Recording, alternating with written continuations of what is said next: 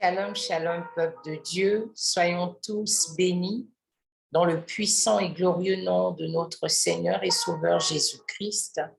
Je suis heureuse de vous retrouver aujourd'hui encore pour partager cette parole de vie de notre Père. Une parole qui s'appuie sur les Saintes Écritures et qui s'intitule aujourd'hui « Le mensonge qui vous trompe ». Le mensonge qui vous trompe. Alors, nous allons lire une portion de la parole de Dieu. Amen. Alors, on dit dans 1 Pierre 3, versets 10 à 11. Si quelqu'un, en effet, veut aimer la vie et voir des jours heureux, qu'il préserve sa langue du mal et ses lèvres des paroles trompeuses, qu'il se détourne du mal et fasse le bien, qu'il recherche la paix et la poursuive. Proverbe 12, 22 nous dit « Les lèvres mensongères font horreur à l'Éternel, tandis que ceux qui agissent avec fidélité lui sont agréables. » Le psaume 120, verset 2 dit « Éternel, délivre-moi des lèvres fausses, de la langue trompeuse. »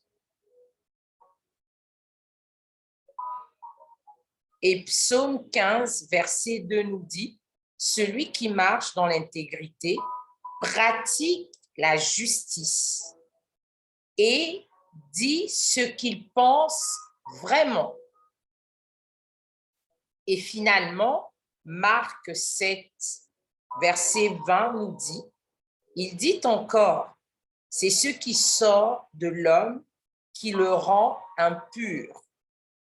En effet, c'est de l'intérieur, c'est du cœur des hommes que sortent des mauvaises pensées, les adultères, les immoralités sexuelles, les meurtres, les vols, la soif de posséder, les méchancetés, la fraude, la débauche, le regard envieux, la calomnie, l'orgueil, toutes ces choses mauvaises sortent du dedans et rendent l'homme impur.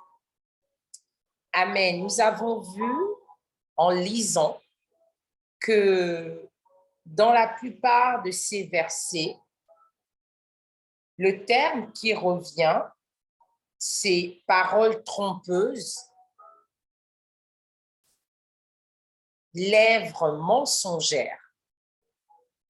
Alors aujourd'hui, pourquoi cette exhortation s'intitule « Le mensonge qui vous trompe ».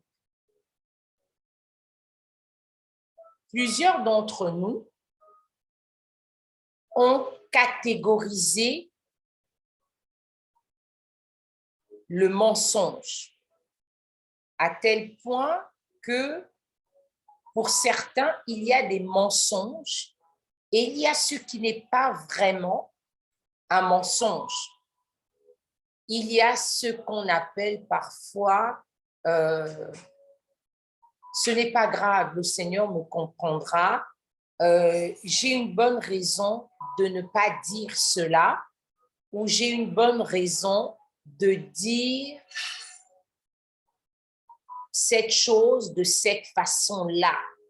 Donc, on décide consciemment d'habiller une situation, on décide consciemment d'embellir une situation, on décide consciemment de révéler les aspects d'une situation et d'autres non. On décide de dissimuler les choses selon que nous pensons qu'elles sont graves. C'est du mensonge. il n'y a pas de bons mensonges, il n'y a pas de mauvais mensonges. Mon frère, ma sœur, si nous ne sommes pas en mesure de dire clairement les choses, ne disons rien. Mais toute autre formulation qui dénature, qui embellit, qui dissimule, qui présente des situations ou des événements autrement, c'est du mensonge.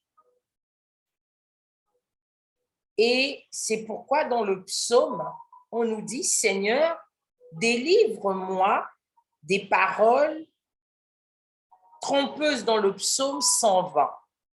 On nous dit, 120 verset 2, Éternel, délivre-moi des lèvres fausses, de la langue trompeuse. Ici, le verbe utilisé est celui de la délivrance. Nous comprenons alors que le mensonge est une possession. Nous avons besoin d'en être délivrés de l'esprit du mensonge. Et la phase de la délivrance, c'est cette phase subtile où nous habillons nos mensonges et où nous arrivons à nous convaincre nous-mêmes que ce n'est pas tout à fait un mensonge. C'est un non-dit. C'est une situation présentée autrement et c'est cette phase qui nécessite une délivrance. Parce que c'est cette phase sinueuse, malicieuse, qui fait qu'on entretienne certaines situations mensongères, mais qui, à notre sens, sont dédramatisées, sont rendues moins graves ou parfois pas du tout. Un mensonge est un mensonge. Si nous, pour une raison ou une autre, pensons que nous n'allons pas être capables de dire une vérité, de dire les choses telles qu'elles sont, telles qu'elles ont été, alors il vaut peut-être mieux ne rien dire ou dire franchement à son prochain, pour l'instant, je ne souhaite pas en discuter, nous en reparlerons un autre jour, ou pour l'instant, je ne suis pas dans une position où je peux en parler librement. Donne-moi du temps et je te reviendrai là-dessus. Parfois, ce sont des mensonges quotidiens et qui paraissent tellement insignifiants qu'on ne leur accorde plus d'importance. Or, dis que maman n'est pas là. On voit un appel entrer. Je n'ai pas envie de répondre. Et lorsque la personne nous rappelle, ah oui, en fait, quand tu appelais, j'étais en train de dormir. C'est un mensonge. En fait, quand tu appelais, j'étais occupée, j'étais au travail. C'est un mensonge. Non, mais tu sais, lorsque tu m'as demandé de faire telle ou telle chose, j'avais des invités, j'étais très occupée. C'est un mensonge. Parfois, il est simple de dire, je n'étais pas disposée à ce moment-là, en fait. Pour des raisons que je préfère garder, au moment où tu m'as appelé, au moment où tu avais besoin de moi, il m'était personnellement compliqué de répondre à ton appel. Mais ne pas fabriquer une vérité. Fabriquer une vérité est un mensonge.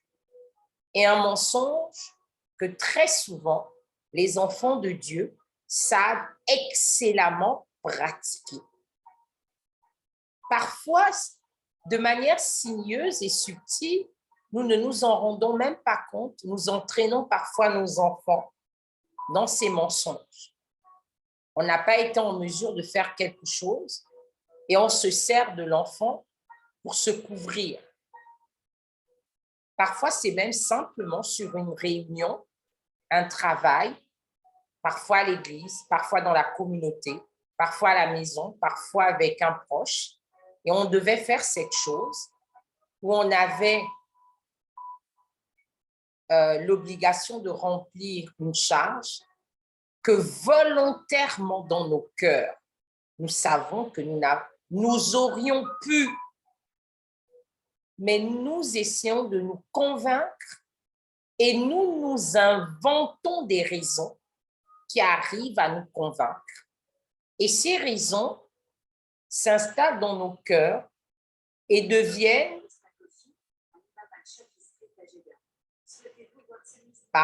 et ces raisons deviennent tellement normales pour nous que